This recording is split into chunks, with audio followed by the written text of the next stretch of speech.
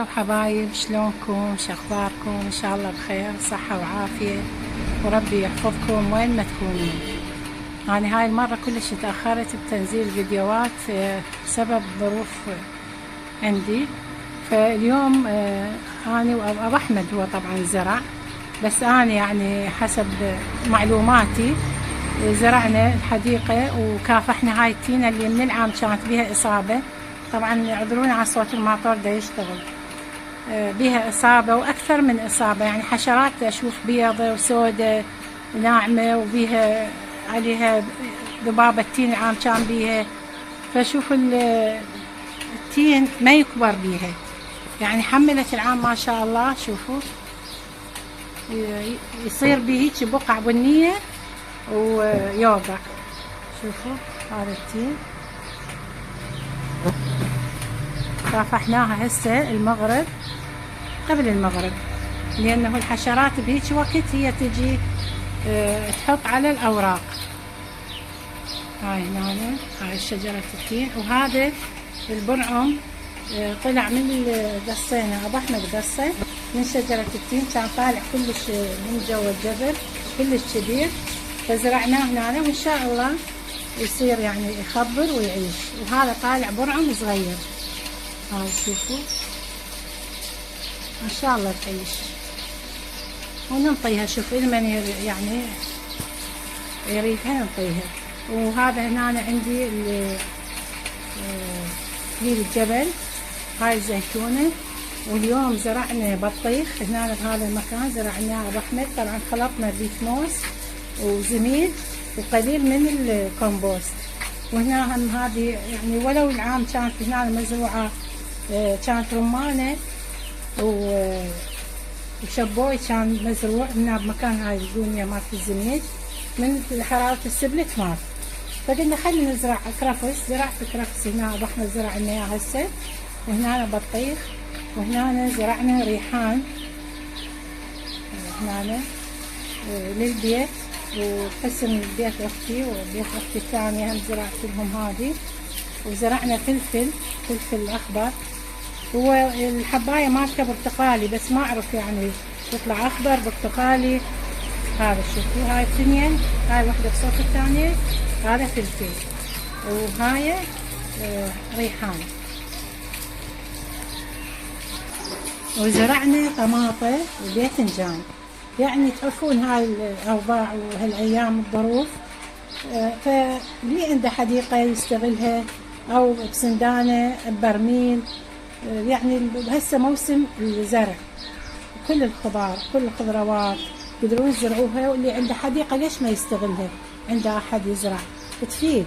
هسه الطماطة غالية، فقلت خلي ازرع طماطة وان شاء الله تعيش ونجني ثمرها ان شاء الله. هاي هي الطماطة، خلينا لها هذا العود لانه تحتاج عمود يعني حتى نعلقها عليه لان ثقيلة. وهذا جورانيوم اشتريته قبل كم يوم من المشتل. وهذا جزر انا زرعته كان عندي بالثلاجة وطلع بيه جذور، وخليته بالمي جذرته بقى يعني تقريبا 5 ايام 6، وابدل مي.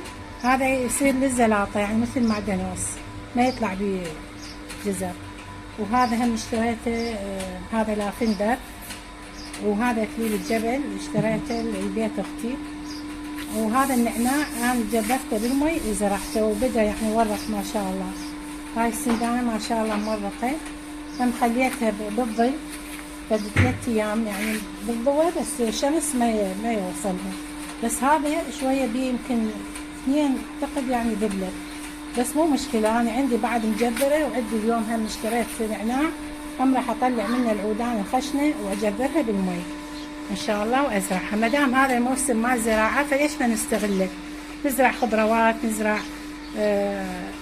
خضار، فلفل، بتيتة، باذنجان. استغلوا الحديقة اذا عندكم، ما تعرفون الظروف شنو، هم تفيد حتى لو كمية قليلة، هم احسن من الماكو. عقل الياس هواية يعني قصيت من عنده لانه قام يصير كلش قريب على الشجرة مالتين. شوفوا وايد غسلت من عنده، خليتها بغلاس بمي، ريحتها طيبة كلش.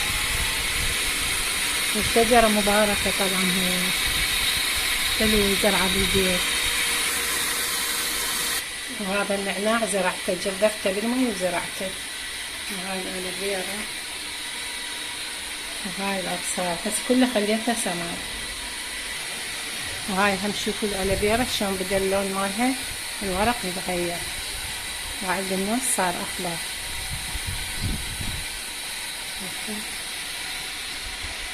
هاي السندانتين هاي راح أزرع بيها وحدة، اثنينهم راح أزرع بيهم نعناع. أنا جبرت نعناع هسه هم أشوفكم إياه، خليته بقلاص بشباك المطبخ، تجي الصبح شمس مباشرة من الشباك، وقسم من السيقان طالع بيها جذور. من يصير الجذر طوله 2 إلى 3 سنتيمتر، الجذر بالمي تقدرون تزرعوه.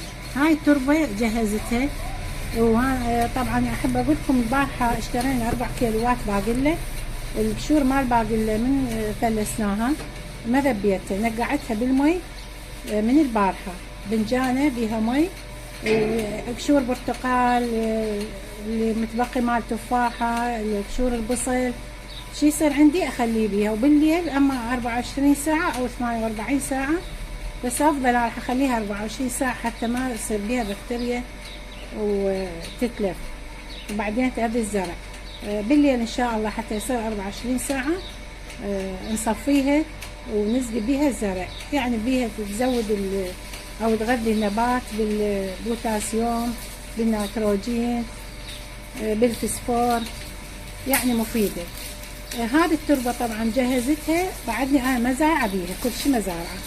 ايش خليت ها عندي قسم من البشور مال باقلة، ترمتها بالمحضرة، ترمولياها بالمحضرة، وبعدين خلطتها ويا الزميج، وخليت بالقاعدة كمية يعني قليلة، يعني بعيدة عن الجذر. هي بعدين تتحلل وتغذي النعناع من أزرعه. وبعدين خليت فوقها التربة اللي مخلوطة من كومبوست وزميج وبيت موز. كومبوست كمية قليلة خليت، ما خليت هواية لأن كثرة الكومبوست يحرق الجذور. وجهزتها. بعدين بالليل أو يعني احتمال هسه فد شوية راح أشوف الجذور اللي عندي الطالعة، بس خلي تعبر عليها في ساعة ساعتين هاي التربة، يلا أزرع بيها. يعني يجوز ورا المغرب راح أزرعها حتى يصيرها فد ساعتين 3، وأشوف اللي عندي السيقان المجذرة مع النعناع أزرعها، وهم راح أنطي منها خواتي. يعني الزراعة كلش حلوة، وخاصة الإنسان من يزرع شيء ويثمر من عنده ثمر وياكل من عنده كلش يفرح. أنا أشوف هذا الشيء، أحس هذا إحساس. أحب الزراعة وأحب الزرع، وقمت أتابع قنوات اليوتيوبرية اللي يزرعون حتى أزيد معلوماتي وأتعلم أشياء هواية، حتى من أزرع أعرف شلون أعتني بالزرع، وأعرف شلون أسمده، وحتى يعني الشيء اللي أزرعه يثمر أو ينطي نتيجة. ويا ريت أنتم هم يكون عندكم واهس مثلي، وإن شاء الله رب العالمين يعطيني صحة وعافية أنا وأبو أحمد، ونزرع أنا وياه ولو هي حديقة يعني صغيرة، مو حديقة كبيرة، لأن هي كانت هاي كلها كبيرة، بس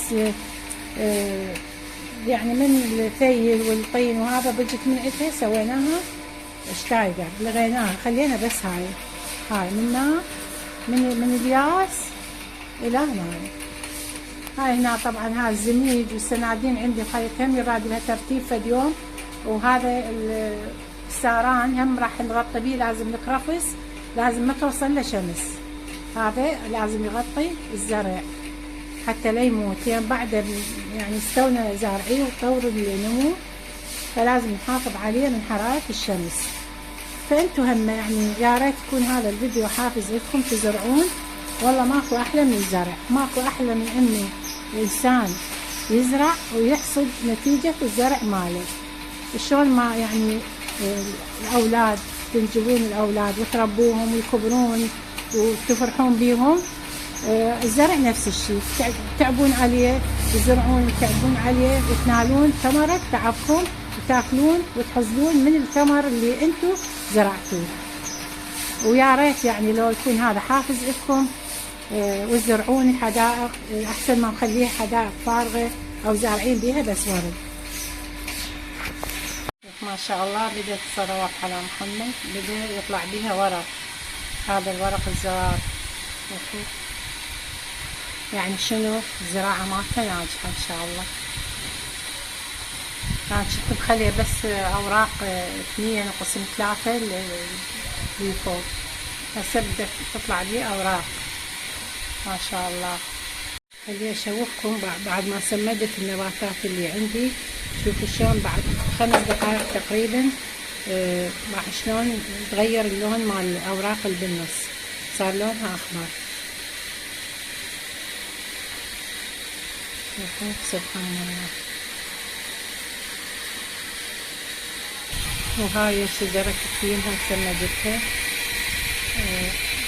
وهذا تليل الجبل مع شجرة التين ما شاء الله.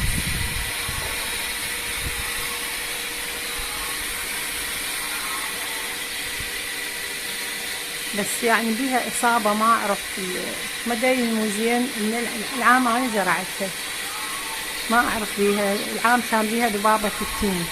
هسه أعتقد يعني العنكبوت الأحمر بادي بيها عاد ما أعرف. شوف الثمار مالتها وقعت هوا طبعا هسه بعد شلون هوا عالي.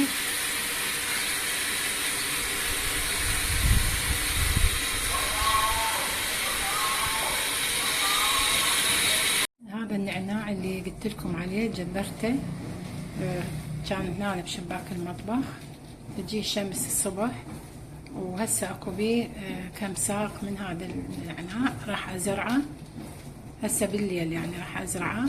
والباقي هم كل ما يتجذر يصير يعني في جذر طوله 2 إلى 3 سنتيمتر انقله للسندانه وازرعه. السندانه اللي هيئتها العصر. هاي السندانة اللي هيئت بيها التربة اللي راح ازرع بيها النعناع اللي جذر.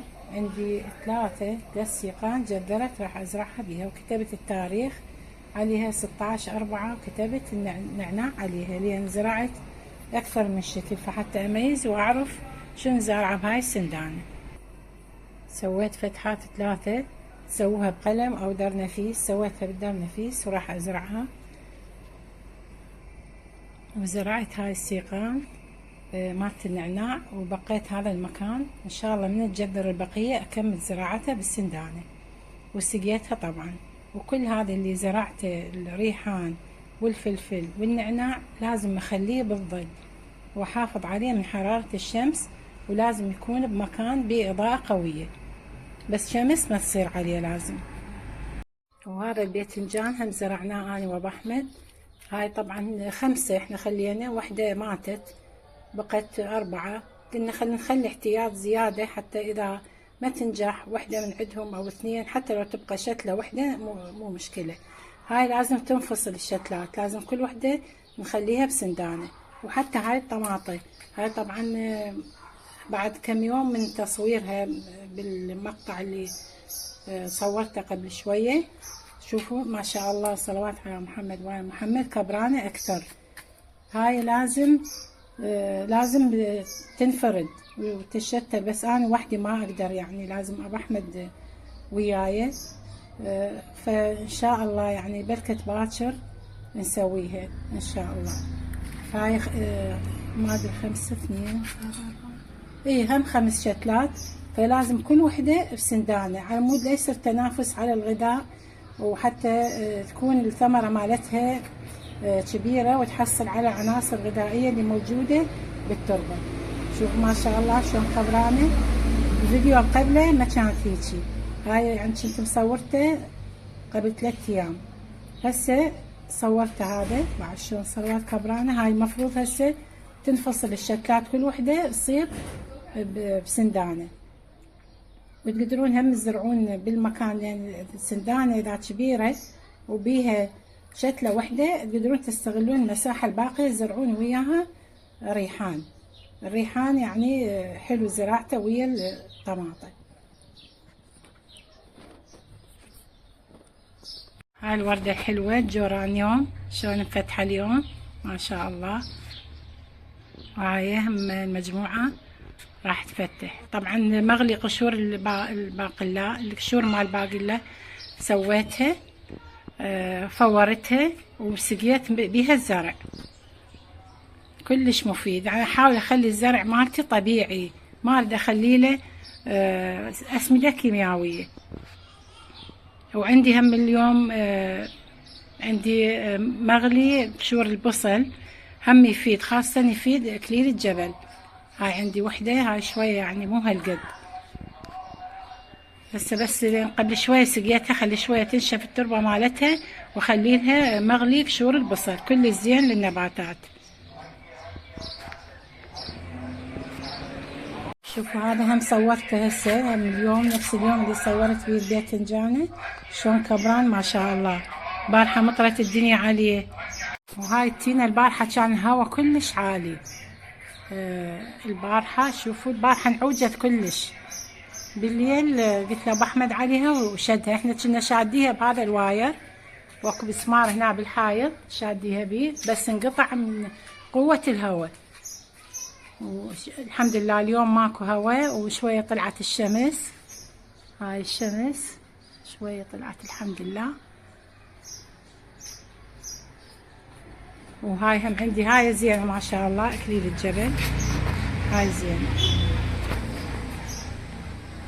ان شاء الله. بس تنشف التربة مالتها شوية اخليلها هذا من المغلي مال قشور البصل. كل زين الها. يعني مخليه تشرشف بس وخرته على مود اصور من الشمس، لانه هسه الدنيا ظهر راح تصير ب 12 والشمس حارة، فخاف عليها على الطماطة والباذنجان لانه مزروعة جديد. ففترة الظهر اخلي هذا تشرشف من الشمس. الريحان زرعته 16/4 بعده. هذا هم ريحان. وهذا الفلفل بار حاليا باردة وهواء، خلينا له هاي الاكياس. اليوم سويت له فتحات بيها على مود التهوية. وهاي ما شاء الله شوف مخليت له هذا السماد العضوي اللي سويته اني، ومرة خليت له اسبرين وخمرة وشكر. بعد شلون صارت الاوراق مالته صلوات على محمد كبيرة عريضة وتلمع ولونها اخضر كلش حلو. وهذا النعناع بدا يطلع، شوفوا ما شاء الله. هاي الاوراق الصغيرة بدات تطلع صلوات على محمد. هاي هم السندانة. شوفوا الالوان شلون صارت، مخليت لها هذا السماد. وهذا هم ريحان بعد ما طالع. وهذا عندي بعد نعناع مخليته بالقلاص انتظر تطلع لجذور وهم ازرعه. وعندي السندانة مهيئتها سويتها بداية الفيديو. من ذاك اليوم هيئت التربة مالتها وخليت وياها بالقاعدة مال السندانة كرمت القشور مالت الباقلة وخليتها. وبعدين خلطت التربة فوقها زميج وقليل من الكومبوست وبيت موز. ان شاء الله هاي من تجذر هم راح ازرعها ان شاء الله. سويت هذا السماد العضوي. طبعا احاول اخلي نباتاتي بدون اسمدة كيميائية. هذا عندي قشور الباقلة وقشور البرتقال والبطيخ، اي شيء عندكم من خضروات. نقعته بمي البارحة بالليل، هسه صار له 24 ساعة تقريبا. فاخذت من عنده مي صفيته، اخذت مقدار قليل لان على يعني قد النباتات اللي عندي. بس مع يعني ملاحظة ان النباتات اللي زرعتها هسه ما يصير اخليها من عنده، لانه بعدها يعني حتى جذور ما طالعت لها، فما اقدر اخليها منها لان تحترق وتموت وما راح استفاد شيء. خليت للنباتات اللي عندي موجودة شجرة التين والزيتون ورد الصباح والأوليفيرا، كل يعني النباتات اللي عندي موجودة بالسنادين وبالحديقة. فتاخذون من هذا المي تصفوه وتخلون مقدار من عنده، مثلا إذا كوب مقابله كوبين مي. كم يعني مثلا أنا أخذت بدولكة صغيرة مقدار منه دولكة وخلطت وياه مي دولكتين وسقيت هسه كل المزروعات اللي عندي. وإن شاء الله من يعني نشوف النتيجة. إذا باكر شفت عليها فرق هم راح أصور لكم إن شاء الله. فهذا فيديو اليوم، أتمنى استفاديتوا من هاي المعلومات البسيطة، حتى ويكون عندكم حافز تزرعون الحديقة وتستغلون الأرض الموجودة عندكم. إذا كان عندكم حديقة، حتى لو ما عندكم حديقة، بالجراج بالسطح تقدرون أيضا تستغلون المكان وتزرعون بسنادين أو براميل. إن شاء الله عجبكم الفيديو. إذا عجبكم الفيديو لا تنسوني باللايك والاشتراك والشير، وإلى أن ألتقي وياكم فيديو آخر. أستودعكم الله وفي أمان الله وحفظه.